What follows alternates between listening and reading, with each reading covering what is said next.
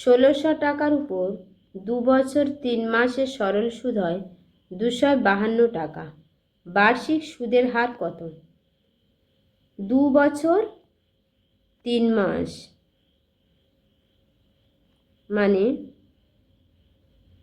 3/12, 2 পূর্ণ 1 4, 4 দুখানে 8, 1 9, 9/4 ইয়ার্স।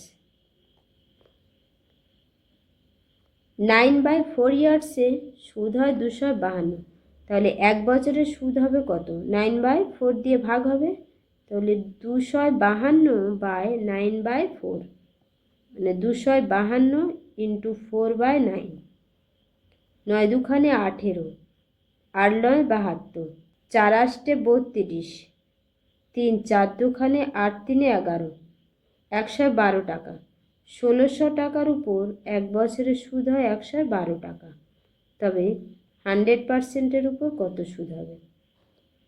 0 0 কেটে গেছে, 8 দুখানে 16, 8 একে 8, 4 8 32, 7 দুখানে 14, 7%। C option answer. ভিডিওটা ভালো লাগলে চ্যানেলটা সাবস্ক্রাইব করবে, ভিডিওটা লাইক করবে, পেজটা ফলো করবে।